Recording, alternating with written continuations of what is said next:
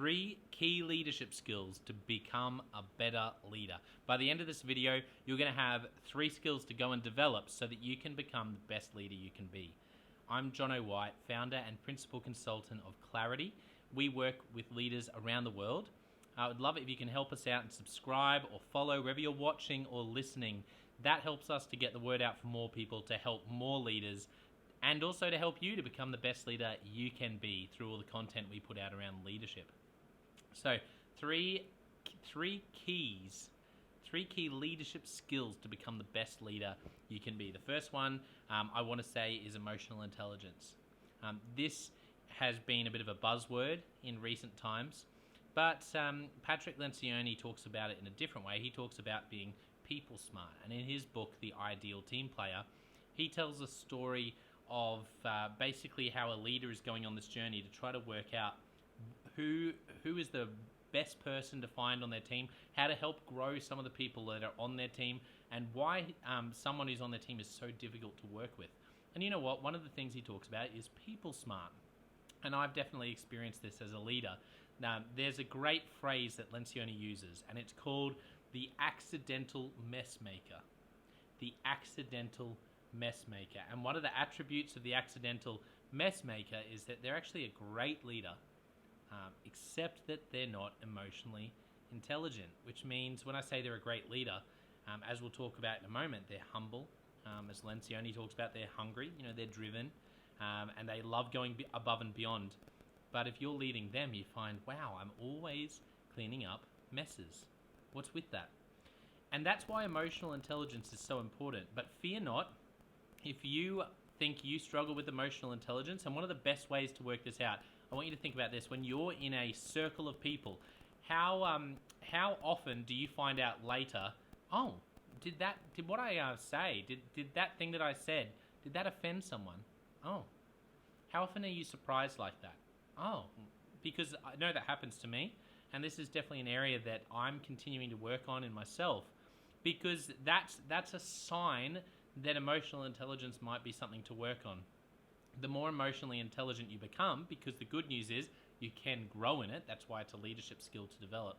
The more emotionally intelligent you can become, then the better you're going to be able to pick up whether people are offended by what you're saying, whether people are bought in as a leader. That's really important. So the first key skill to becoming a better leader is emotional intelligence. The second skill is similar, but not quite the same. And that's the skill of active listening. Emotional intelligence might be a trait, but active listening is definitely something you can go and do. And that's something you can go and do today. What is active listening, and why is it so important? Well, active listening is really the key to helping people feel heard. And for all of us, we feel so much better about the people we work with, the people we live with, the people who lead us when we feel heard by them. And so active listening is incredibly powerful, because if you want your people to feel heard, or if you're getting feedback from people saying, I'm not feeling heard, and you're getting frustrated, what do you mean you're not feeling heard? I feel like I listen to you an hour every week. Well, are you doing active listening? Because active listening is around this idea, and it can be a bit confusing, but let me say it, and I want you to get your head around this. People don't feel heard when you understand them. People feel heard when they understand that you understand them. Let me say that again. People don't feel heard when you understand them. People feel heard when they understand that you understand them. The big idea is that often the penny drops for us when we're listening. I know what you mean. We think, yes, okay, I've got it. Gee, I'm doing a good job listening. I've been listening for half an hour.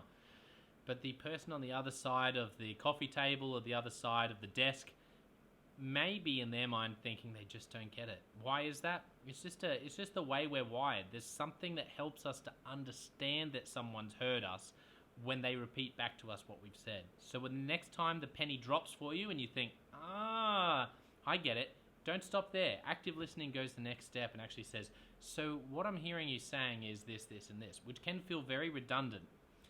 But it's not redundant, because often people say, well, actually, that's not what I mean. I meant this, which is helpful regardless.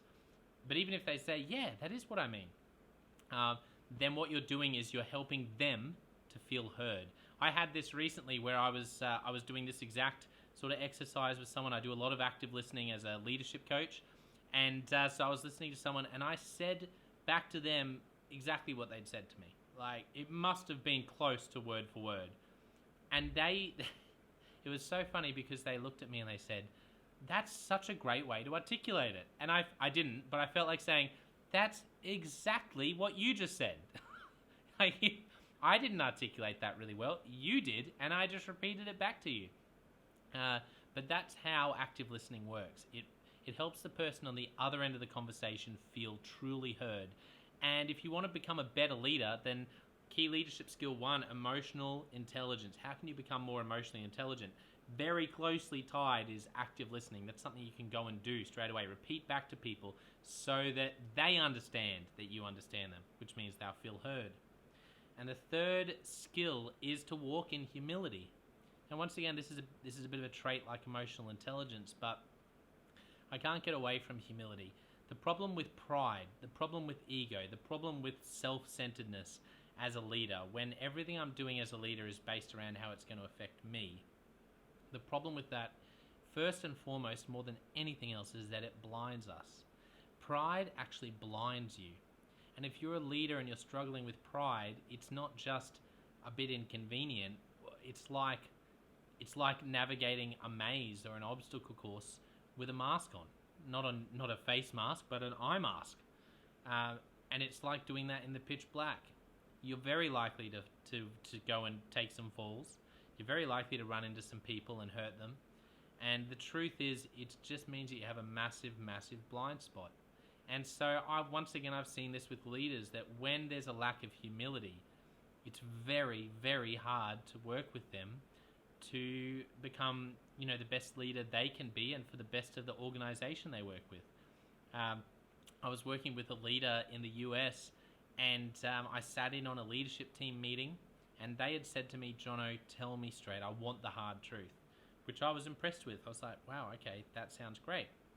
And so after the meeting, I said, well, here's what I think. And I explained to them how I felt that their leadership team meeting was less of a discussion, less of a meeting, and more of a commander just giving out the tasks. And I think I was quite gentle with how I explained it.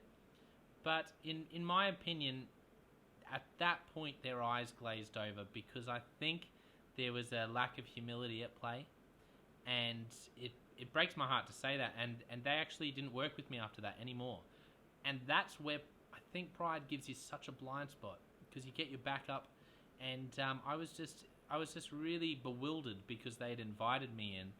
They had said the right thing, give me the hard truth. But then when I tried to actually invest in them and to be helpful, they couldn't hear it. And I think that's the problem with pride.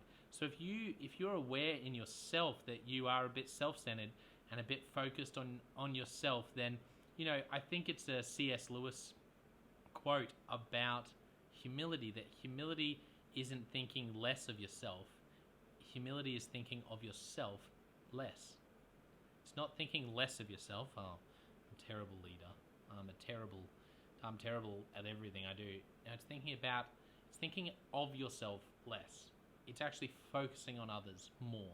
It's getting back to the mission and the vision of what you're doing as a leader, or what you're doing as a person in the organization you're working at, and focusing on the difference you can make in others' lives. That's a great starting point, and that's so important because no leader in the challenge of leadership, today it's so hard to be a leader. No leader wants to be walking in this day and age with a massive blind spot because of pride. So the 3 key leadership skills to become a better leader: emotional intelligence, active listening, walking in humility. Hey, if this has helped you to get clear about your own leadership, then comment with the word clarity, because everything we do is about helping people to get clarity. And I'd also love it if you could subscribe wherever you're watching or listening, and also to follow us and like and share so that other people can also hear our content on leadership, and hopefully we can invest in more people to become the best leaders they can be, which makes the world a better place. Once again, Thank you for watching or listening, and I will see you next time. Cheers.